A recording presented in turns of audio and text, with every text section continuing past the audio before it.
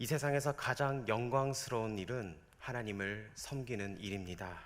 그런데 하나님은 이 일을 아무에게나 맡기지 않으십니다. 하나님은 철저한 배움과 연단의 과정을 통과한 사람에게 하나님의 일을 맡기십니다. 사도 바울은 영적 아들인 디모데에게 그리스도의 예수의 좋은 일꾼이 되기 위해서 해야 할 일들을 오늘 말씀하고 있습니다. 바울이 디모데에게 권면한 내용을 살펴봄으로써 하나님을 섬기고 교회를 이롭게 할 그리스도 예수의 좋은 일꾼이 되기 위해서 우리가 무엇을 해야 되는지 오늘 말씀을 통해서 은혜 받길 원합니다. 그리스도 예수의 좋은 일꾼이 되기 위해서는 첫 번째, 말씀 훈련을 받아야 합니다. 이 말씀의 훈련은 믿음의 말씀과 좋은 교훈을 배움으로써 이 은혜를 받을 수 있다는 겁니다. 우리 6절 말씀을 다시 한 번 더 읽어보도록 하겠습니다. 시작. 내가 이것으로 형제를 깨우치면 그리스도 예수의 좋은 일꾼이 되어 믿음의 말씀과 내가 따르는 좋은 교훈으로 양육을 받으리라. 아멘. 먼저 믿음의 말씀은 하나님의 말씀을 의미합니다. 옛날이나 지금이나 새로운 지식을 얻거나 또 정신을 수양하거나 또 육체적으로 건강해지기 위한 많은 방법들이 항상 있었습니다. 오늘날 서점에 가서도 자기계발서가 서점에 가장 잘 보이는 곳에 위치해 있습니다. 요즘 베스트셀러 혹시 읽어보셨습니까? 제가 두 권만 알려드릴게요. 어른답게 말합니다. 강원국 작가가 쓴 어른답게 말합니다. 이 책을 제가 썸머리에서 보니까 이분이 교회를 다니시는 것 같아요. 그래서 우리 성경만 잘 읽어도 이 책은 안 읽어도 될 것 같습니다. 또 한 권은 우리의 뇌는 어떻게 배우는가, 이 책인데 이 책은 어린아이가 어떻게 습득을 하고 학습을 하는 것에 대해서부터 해서 우리의 뇌가 인지하고 있는 것에 대해서 얘기를 하고 있습니다. 이 책들이 서점에서 잘 나가고 있는 책입니다. 그렇다면 사람들은 왜 이토록 자기의 개발을 하기를 원하는 겁니까? 그것은 내가 더 나은 존재가 되기 위해서 그렇게 하는 겁니다. 스스로의 만족을 위해 또는 다른 사람과 사회를 이롭게 하기 위해서 또 더 나은 존재가 되기를 원하는 마음에서 사람들로 하여금 이 자신을 개발하게끔 만드는 겁니다. 그런데 이러한 노력들이 반드시 사람을 더 나은 존재라고 만들 수 있는 보장은 없습니다. 왜냐하면 이 인간의 노력에 의한 변화는 지속적이지 못하고 한계에 부딪히기 마련이기 때문입니다. 그렇다면 우리 인간은 이 변화의 희망을 포기한 채 무기력하게만 살아야 되는 겁니까? 그렇지 않습니다. 우리 인간은 분명 더 나은 존재로 변화될 수가 있다는 겁니다. 그것은 오직 하나님의 말씀을 힘입을 때 그 일이 가능하다는 겁니다. 히브리서 4장 12절은 이렇게 말씀합니다. 하나님의 말씀은 살아있고 활력이 있어 좌우의 날선 어떤 검보다도 예리하여 혼과 영과 및 관절과 골수를 찔러 쪼개기까지 하며 또 마음의 생각과 뜻을 판단하나니, 이렇게 말씀합니다. 오직 하나님의 말씀만이 우리를 변화시키고 성장시킬 수 있다는 겁니다. 우리가 하나님의 말씀을 읽고 묵상할 때 말씀이 우리 안에서 살아 역사해서 우리를 완전히 새로운 존재로 만들어 준다는 겁니다. 그래야 하나님 보시기에 아름다우며 세상에서도 선한 영향력을 끼치는 믿음의 자녀로 세워주신다는 겁니다. 시편 119편 9절은 이 말씀의 능력에 대해서 이렇게 말씀합니다. 청년이 무엇으로 그의 행실을 깨끗하게 하리이까? 주의 말씀만 지킬 따름이니라. 아멘. 그의 행실을 어떻게 깨끗합니까? 주의 말씀을 지킬 때 깨끗하게 할 수 있다는 겁니다. 이어서 오늘 본문은 좋은 교훈으로 양육을 받으라고 말씀합니다. 여기서 좋은 교훈이란 올바른 성경 지식을 말하고 있습니다. 우리는 말씀 훈련을 통해서 변화받고 또 그리스도의 예수의 좋은 일꾼이 된다는 겁니다.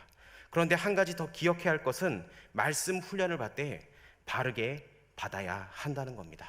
아무 곳에서나 성경을 배우면 안 됩니다. 내일부터 뭐가 시작합니까? 화목한 성경 공부가 시작됩니다. 그거는 밤에 하는 거고 내일 월삭 기도회가 있습니다.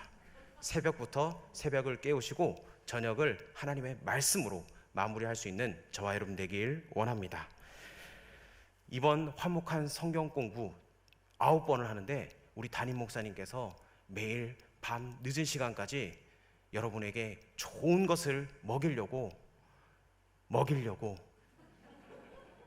최선을 다해주고 계십니다. 우리 목사님을 놓고 늘 항상 기도하며 나아갈 수 있는 저와 여러분 되길 원합니다. 여러분에게 하나 더 먹이려고 우리 목사님, 제가 오늘 목양실에 가보니까 책이 이따만큼 쌓여 있습니다. 여러분에게 하나라도 더 잘 먹이려고. 그러니까 그런 노고를 아시고 늘 항상 기도를 동역해 주시기 바랍니다. 그리고 오늘 나가실 때 다 등록하고 가십시오. 오늘 제가 밑에서 확인해 보니까 66분이 등록을 하셨는데 제가 누가 했는지 지금 다 보고 있습니다. 나가실 때 꼭 등록해 주시고 내일 시간은 7시입니다. 7시 저녁 일찍 드시고 오셔서 하나님의 말씀으로 또 영의 양식을 채울 수 있는 저와 여러분 되길 원합니다. 우리는 성경을 배우되 바르게 배워야 한다는 것을 여러분 기억하며 나아가길 원합니다. 왜 그렇습니까? 말씀이 유일한 진리이기 때문입니다. 말씀만이 우리에게 구원의 길을 제시하고 있으며 말씀만이 참된 삶이 무엇인지를 알려주고 있기 때문입니다. 하나님의 말씀으로 불도에서 주의 종이 된 이명식이라는 분이 계십니다. 이분은 14년 동안 절에 있으면서 법사로서 총무의 일도 하면서 절에 오는 신도를 대상해서 교리를 가르쳤던 분입니다. 그는 어느 날 두 여대생이 불상 앞에서 이야기를 한 것을 듣게 되었습니다. 하필이면 불상에서 이 여대생이 이야기를 하는데 자기가 친구의 전도를 받아서 교회를 나가게 됐답니다. 근데 목사님께서 그날 말씀하실 때 이 불교는 잘못된 거고 그들이 매일 절하고 하지만은 그것은 구원을 받을 수 없고 영원한 진리가 아니다, 이런 얘기를 엿들었습니다. 그래서 이분이 오기가 생긴 겁니다. 아니, 내가 여태까지 평생을 바쳐서 내가 믿었던 그 진리가 왜 아니라고 하는가, 내가 정말 기독교인들을 다시 봐야겠다, 이렇게 하면서 주지 스님한테 시간을 내어서 제가 저런 얘기를 들었는데 제가 성경을 한번 공부해서 왜 성경이 잘못됐는지 한번 제가 파악해 보겠습니다, 이렇게 주지 스님에게 허락을 받았습니다. 그래서 이분이 계속 성경을 읽었습니다. 몇 시간 동안 읽었냐? 하루에 자는 시간 빼고 18시간을 하루에 성경을 읽었습니다. 그런데 어느 날 성경을 70번째 읽은 날 이분이 예수님을 영접하게 된 겁니다. 성경을 읽으면서 그 말씀이 나의 마음에 꽂히게 되고 하나님이 그 말씀에 임재하여 주셔서 그분이 절에서 하산하고 나중에는 신학교까지 갔다고 합니다. 여러분, 이 말씀의 능력이 스님의 인생도 바뀌게 되는 겁니다. 하나님의 말씀은 살아있습니다. 하나님의 말씀은 운동력이 있습니다. 하나님의 말씀은 능력이 있습니다. 우리가 평소에도 날마다 성경을 읽어야 하지만 특별히 우리의 심령이 사막처럼 곤고할 때, 그리고 걱정 근심으로 숨이 꽉꽉 막혀 가슴이 사무칠 때, 그리고 믿음이 연약해지고 흔들릴 때 말씀을 읽으시기 바랍니다. 뿐만 아니라 너무 피곤해서 기도할 힘조차 없을 때에도 이 성경을 읽고 회복되길 바랍니다. 성경을 통해 은혜를 받고 새 힘을 얻어서 믿음이 회복되길 바랍니다. 왜냐? 이 영의 양식을 먹기 때문에 우리의 영이 살아나기 때문입니다. 그리할 때 성령의 새 역사가 일어난다는 겁니다. 그래서 말씀을 날마다 사모하며 나아갈 수 있는 저와 여러분 되길 원합니다. 말씀을 통해 우리는 진정으로 변화된 인생을 살 수 있고 그리할 때 그리스도 예수의 좋은 일꾼으로 세워질 수 있다는 것을 기억하며 나아가길 원합니다. 그리스도 예수의 좋은 일꾼이 되기 위해서는 두 번째로 경건 훈련을 받아야 합니다. 우리 7절과 8절을 다시 한 번 더 읽겠습니다. 시작. 망령되고 허탄한 신화를 버리고 경건에 이르도록 내 자신을 연단하라. 육체의 연단은 약간의 유익이 있으나 경건은 범사에 유익하니 금생과 내생에 약속이 있느니라. 아멘. 이 경건이란 것은 하나님을 사랑하고 존경하여 두려워하는 마음입니다. 그래서 경건한 사람은 늘 항상 하나님의 존재를 언제나 의식하며 하나님의 뜻을 진중하게 받아들이고 순종한다는 겁니다. 그리고 하나님의 말씀에 비추어서 모든 말과 행동을 한다는 겁니다. 본문에서 경건 훈련을 허탄한 신화 그리고 육체의 연단과 대조하면서 설명하고 있습니다. 이 허탄한 신화란 초대교회 당시 횡행하던 그리스 로마의 신화와 그리고 영지주의를 말합니다. 그리스 로마 신화에는 여러 신들이 서로 경쟁하며 갈등하는 내용이 나오며, 영지주의는 예수님의 성육신을 부인하는 것입니다. 그래서 하나님의 말씀에 진리에 어긋난 내용들을 가르쳤습니다. 이처럼 여러 신들과 종교 사상을 연구한다고 해서 경건에 이룰 수 있는 것이 아닙니다. 사람이 만든 이 종교에 기이하고 복잡한 학문을 한다고 해서 경건해지는 것이 절대 아닙니다. 이 경건에 이르기 위해서는 유일하신 하나님께 순종하며 자신을 연단해야 한다는 겁니다. 날마다 말씀과 이 기도 가운데 자신을 죽이고 예수님을 마음의 중심에 모셔드릴 때 우리가 이 경건에 이를 수 있다는 겁니다. 육체의 연단이란 운동을 말합니다. 운동은 그리스 로마 시대 때 매우 인기 있는 문화 생활이었습니다. 이 올림픽도 고대 그리스에서 시작되었습니다.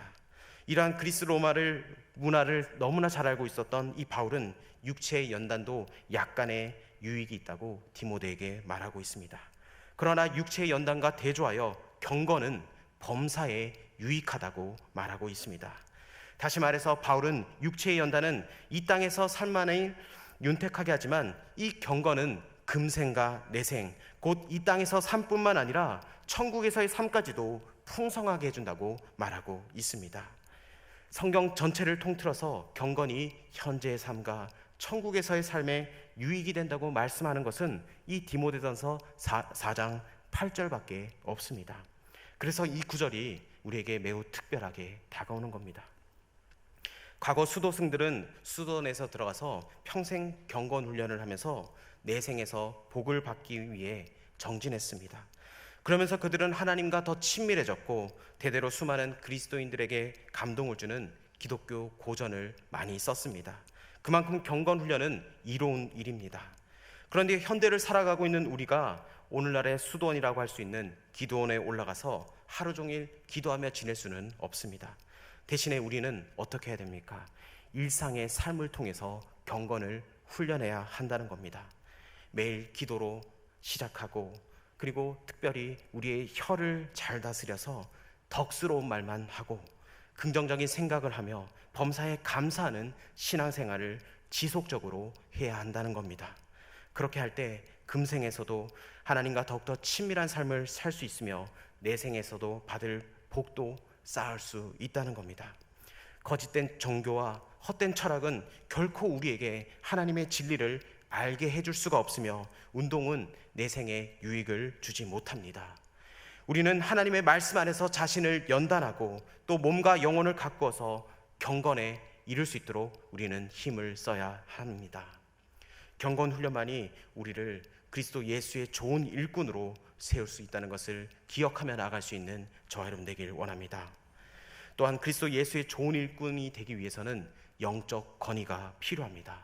11절에 보면 너는 이것들을 명하여 가르치라 이렇게 말씀합니다.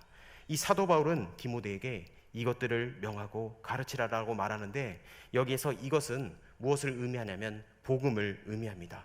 이 복음의 내용이 무엇입니까? 예수 그리스도께서 온 인류를 구원하시기 위해 십자가에서 죽으시고 부활하셨다는 겁니다. 그리스도의 예수의 좋은 일꾼은 복음을 바로 알고 복음에 대한 확고한 믿음을 가지고 있어야 합니다. 그와 더불어 사람들에게 복음을 선포하고 복음대로 살라고 가르칠 수 있어야 한다는 겁니다. 그래서 12절에 어떻게 말씀합니까? 우리 12절을 다시 한번 더 읽어보도록 하겠습니다. 시작. 누구든지 내 연수함을 업신여기지 못하게 하고 오직 말과 행실과 사랑과 믿음과 정절에 있어서 믿는 자에게 본이 되어. 아멘. 디모데는 분명 능력을 인정받아서 교회의 지도자가 되었지만 아직은 비교적 젊어서 주변 사람들에게 지도자가 아니라 어린 사람 취급을 받을 위험이 있었습니다. 이 젊은 디모데가 사람들에게 업신여김을 받지 않는 방법이 뭐냐? 오직 말과 행실과 사랑과 믿음과 정절에 있어서 믿는 자의 본이 되는 것이었습니다. 우리 모두는 크고 작은 약점을 하나 이상씩 가지고 있습니다. 디모데처럼 나이가 연소함, 어린 것이 약점이 될 수가 있고, 또한 가정 형편이 어려워서 그것이 약점이 될 수도 있습니다. 또한 질병을 가졌거나 많이 배우지 못해서 그것이 약점으로 작용할 수도 있습니다. 그러나 리더가 된다는 것은 완벽해지는 것이 아니라 약점이라는 이 걸림돌을 디딤돌로 삼아 굳세게 일어날 수 있는 사람이 된다는 겁니다. 사도 바울이 디모데에게 권한 것처럼 신앙생활에 있어서 모든 사람에게 본이 되기 위해서 힘써야 한다는 겁니다. 말과 행실을 신중히 하고 이웃을 사랑하고 흔들리지 않는 믿음을 보여주고 정절을 지켜나갈 때 우리의 약점을 극복하고 하나님과 사람들에게 인정받는 영적 지도자가 될 수 있다는 겁니다. 더불어 사도 바울은 디모데에게 말씀을 읽어주고 권하고 가르치는 일에 전념하라고 말씀합니다. 우리 13절을 다시 한 번 더 읽어보도록 하겠습니다. 시작. 내가 이를 때까지 읽는 것과 권하는 것과 가르치는 것에 전념하라. 아멘. 우리 그리스도인의 삶과 신앙은 늘 말씀 중심이 되어야 합니다. 말씀을 벗어난 신앙생활은 결코 있을 수가 없습니다.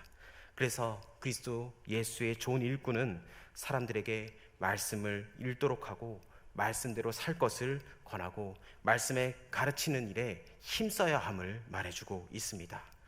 디모데는 이 교회의 지도자가 되기 전 장로의 회에서 안수를 받음으로 은사를 발견했습니다.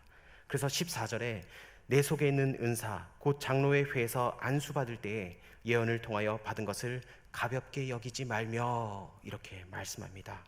사도 바울은 이 은사를 내 속에 있는 은사라고 말하는데 이는 교회를 세우고 가르치기 위한 은사를 말하고 있습니다.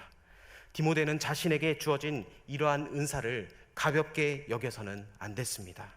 왜냐하면 은사는 하나님이 그리스도의 몸인 교회를 섬기라고 각 사람에게 주신 은혜의 선물이기 때문입니다. 은사를 생각할 때는 반드시 세 가지를 고려해야 합니다. 먼저는 은사는 잘하는 것이어야 합니다. 좋아하는데 잘하지 못한다면 그것은 은사가 아닐 확률이 매우 큽니다. 두 번째로 은사는 재미있어야 합니다. 어떤 일을 하는데 잘하지만 재미가 없다면 그것은 은사가 아닐 수가 있습니다. 잘하는데 재미있습니다. 그렇다면 이것은 은사입니다. 마지막으로 은사는 창의적이어야 합니다. 이런 은사를 가지고 전심전력하면 15절에 너의 성숙함을 모든 사람에게 나타나게 하라. 이 성숙함이라는 단어가 바로 발전하고 진보한다는 겁니다. 모든 사람은 하나님께로부터 한 가지 이상의 은사를 받았습니다. 하나님이 이처럼 우리에게 은사를 주신 것은 교회에 유익을 주고 능력 있게 하나님을 섬기도록 하기 위함입니다. 하나님은 우리가 받은 은사를 헛되이 방치하는 것을 원하지 아니하십니다. 은사를 더욱더 개발하여서 교회를 위해 헌신하고 또한 개인의 신앙 성장에 도움이 되기를 원하신다는 겁니다. 하나님이 주신 은사를 발견하시기 바랍니다. 그리고 그 은사를 통해서 하나님을 섬기며 하나님께 영광 올려드릴 수 있는 저와 여러분 되길 원합니다. 바울이 디모데에게 한 이 모든 권면들은 디모데만을 위한 것이 아니라 우리 모두를 위한 것입니다. 바울이 디모데에게 말했던 것을 무엇입니까? 말씀으로 변화를 받고 경건을 훈련하고 영적인 건의가 세워지기를 위해 늘 힘쓰라고 그렇게 당부하고 있습니다. 이 모든 것을 부지런히 지켜 행할 때 우리는 그리스도 예수의 좋은 일꾼으로 성장할 수 있다는 것을 기억하며 나아가길 원합니다. 그리하여 우리 모두가 그리스도 예수의 좋은 일꾼 되어서 교회에 유익을 주고 하나님께 영광 올려드리는 저와 여러분 되길 축복합니다.